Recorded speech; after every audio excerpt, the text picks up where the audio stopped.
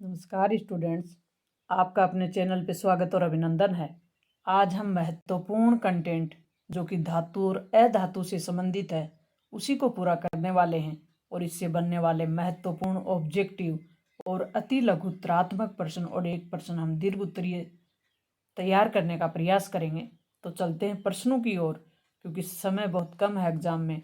आपके बेहतर समय को, आपके कीमती समय को और अधिक कीमती बनाकर हम आगे बढ़ने वाले हैं। निम्न में से कौन सी धातु जो कमरे के ताप पर, ये धातु है, एक अधातु की भी बात आएगी, तो कौन सी धातु है जो कमरे के ताप पर द्रव अवस्था में बदल जाती है या पाई जाती है, तो वो होती है पारा। वो अधातु, अब जो नेक्स्ट प्रश्न है, वो अधातु जो कमरे के ताप पर द्रव अवस्था में पाई जाती है वो होती है ब्रोम। सबसे कठोर पदार्थ कौन सा होता है? तो हीरा होता है सबसे कठोर। निम्न में से किस धातु को चाकू से भी काटा जा सकता है? तो सोडियम को चाकू से काट सकते हैं। धातु ऑक्साइड किस पद्धति के होते हैं? तो ये होते हैं क्षारीय की प्रकृति के। कौन सी प्रकृति के होते हैं? क्षारीय प्रकृति के। धातुओं में क्षारीय प्रकृति होती है। अधातु ऑक्साइड की प्रकृति कैसी होती है? तो अधातु अम्लीय प्रकृति के होते हैं। सोडियम धातु को किस में रखा जाता है? तो सोडियम धातु को मिट्टी के तेल यानी केरोसिन में रखा जाता है। अधातु जो विद्युत की सुचालक होती है वो कौन सी है? ग्रेफाइट एक अधातु है, लेकिन ग्रेफाइट एक ऐसी अधातु है जो विद्युत की सुचालक होती है। बाकी अधातु विद्युत की सुचालक नहीं होती। धातु विद्युत की सुचालक होती, अधातु नहीं होती। लेकिन ग्रेफाइट में ऐसा गुण है कि वो है तो अधातु लेकिन वो विद्युत की सुचालक होती है। विद्युत तारों की वेल्डिंग के लिए कौन सी मिश्र धातु प्रयुक्त करते हैं? तो ये सोल्डर। नेक्स्ट प्रश्न है, शुद्ध सोने में कितने कैरेट होते हैं? तो शुद्ध सोने में 24 कैरेट होते हैं शुद्ध सोने में।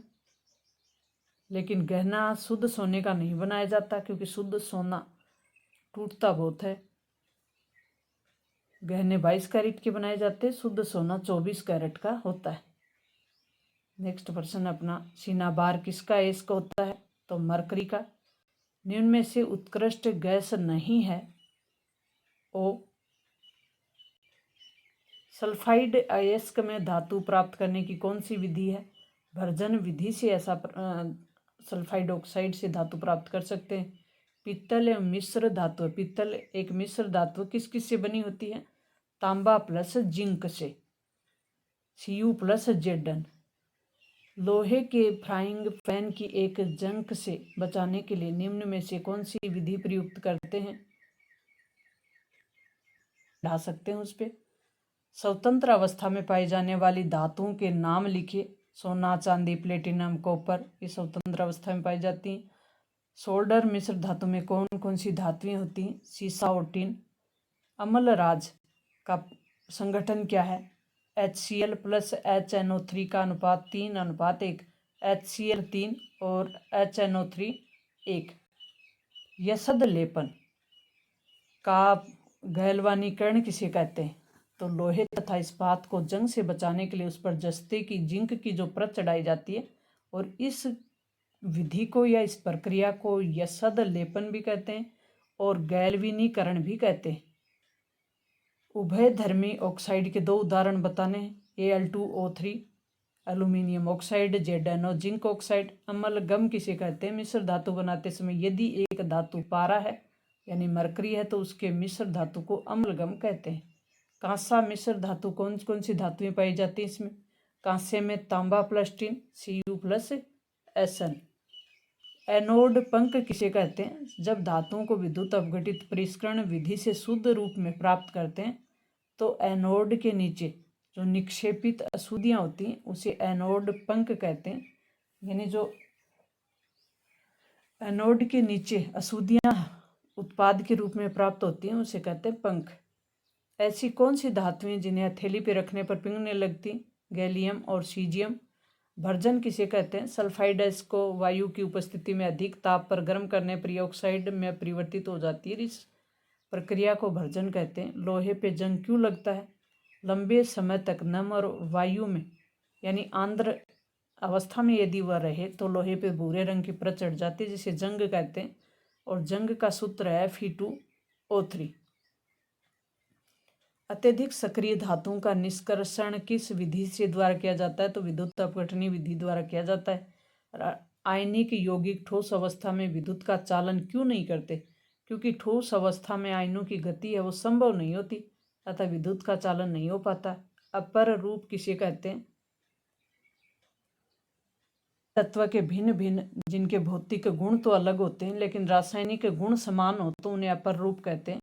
मिश्र धातु के दो उदाहरण लिखिए। पीतल और कांसा मिश्र धातु हैं। धातुओं के गुण, धातु ऊष्मा और विद्युत के तो सुचालक होते ही हैं, साथ ही साथ धातु तन्य भी होते हैं, आघात वर्धन्य भी होते हैं और ध्वनिक और कठोर और चमकदार, ये गुण होते हैं धातुओं में। गैंग क्या होती है? खनिज है, इसको में मिट्टी, रेत आदि कई अशुद्धियां होती हैं जिन्हें गैंग कहा जाता है। यानी खनिज के साथ जो मिट्टी, रेत आदि अशुद्धियां मिलती हैं उन्हें गैंग कहा जाता है। अयस्क किसे कहते हैं? वे खनिज जिससे शुद्ध धातु प्राप्त नहीं की जाती, उन खनिजों को अयस्क कहते हैं। धातुएं अम्लों की क्रिया करके कौन सी गैस देती हैं? हाइड्रोजन गैस देती हैं। कार्बन के 3 अपर रूपों के नाम कौन से हैं? हीरा, ग्रेफाइट और फ्लोरीन। स्टेनलेस स्टील यानी इस्पात में कौन कौन से अवयव होते हैं? लोहा, निकल और क्रोमियम। LnC क्रोमियम के Ln कर लो। उभयधर्मी ऑक्साइड किसे कहते हैं? ऐसे धातु ऑक्साइड जो अम्ल तथा क्षार दोनों से अभिक्रिया करके लवण तथा जल बनाते हैं उन्हें उभयधर्मी ऑक्साइड कहते हैं। Al2O3 और ZnO ये उभयधर्मी ऑक्साइड हैं। धातुओं का उपयोग खाना पकाने के बर्तन बनाने के लिए क्यों किया जाता है? क्योंकि धातुएं ऊष्मा की सुचालक होती हैं तथा इनका गलनांक भी बहुत अधिक होता है, इसलिए धातुओं का उपयोग खाना पकाने में, बर्तन बनाने, खाना पकाने के जो बर्तन होते हैं उनको बनाने में किया जाता है। भर्जन और विस्थापन में अंतर क्या है? तो भर्जन ये विधि सल्फाइड अयस्कों के लिए प्रयुक्त होती है और जो निस्तापन है ये विधि जो कार्बोनेट अयस्क हैं उनके लिए प्रयुक्त होती है। भर्जन इस विधि में अयस्क को वायु की उपस्थिति यानी ऑक्सीजन की उपस्थिति में अधिक ताप पर गर्म करने पे धातु ऑक्साइड में परिवर्तित हो जाते हैं। और निस्तापन में क्या होता है? इस विधि में अयस्क को सीमित वायु में गर्म करके ऑक्साइड में बदला जाता है। और इस भर्जन में उदाहरण है ZnS+O2, ZnO+SO2 और इसमें ZnCO3, Zn+CO2। थर्मिट अभिक्रिया किसे कहते हैं? तो अत्यधिक अभिक्रियाशील धातुएं जैसे Na, Ca और Al निम्न अभिक्रियाशील वाले धातुओं को उनके यौगिक से विस्थापित कर देती हैं। विस्थापित अभिक्रिया अत्यधिक ऊष्मा से भी होती हैं, इसलिए उत्सर्जित ऊष्मा से धातुएं गलित अवस्था में प्राप्त होती हैं। आयरन ऑक्साइड Fe2O3, जो आयरन ऑक्साइड होता है वो Fe2O3 के साथ Al यानी एल्यूमिनियम की अभिक्रिया का उपयोग रेल की पटरी और मशीन के पुर्जे बनाने हो या दरारों को जोड़ना हो तो किया जाता है। इस अभिक्रिया को थर्मिट अभिक्रिया कहते हैं, जिसका सूत्र आप देख सकते हैं Fe2O3 + Al FeAl Al2O3 और ऊष्मा प्लस ऊष्मा। आयनिक यौगिकों के गलनांक तथा क्वथनांक बहुत अधिक क्यों होते हैं? क्योंकि मजबूत अंतर आयनिक आकर्षण को तोड़ने के लिए अधिक ऊर्जा की आवश्यकता होती है। एनोडीकरण किसे कहते हैं? इसके उपयोग को समझाइए। तो एल्यूमिनियम पर मोटी ऑक्साइड की परत बनाने की प्रक्रिया को एनोडीकरण कहते हैं। वायु के संपर्क में आने पर एल्यूमिनियम पर ऑक्साइड की एक पतली परत का निर्माण होता है। एल्यूमिनियम ऑक्साइड की यह परत इसे संसारण से बचाती है। इस परत को मोटा करके इसे संसारण से अधिक सुरक्षित कर सकते हैं। और एनोडीकरण के लिए एल्यूमिनियम के एक साफ वस्तु का एनोड बनाकर तंतु के साथ विद्युत अपघटन किया जाता है। एनोड पर उत्सर्जित ऑक्सीजन गैस एल्यूमिनियम के साथ क्रिया करके ऑक्साइड की एक मोटी परत बना देते हैं। इस ऑक्साइड की परत को रंग कर एल्यूमिनियम की आकर्षक वस्तुएं बनाई जा सकती। सक्रियता श्रेणी किसे कहते हैं? और इसके आधार पर समझाइए कि किसी धातु लवण के विलयन की अन्य धातु से अभिक्रिया संभव है या नहीं।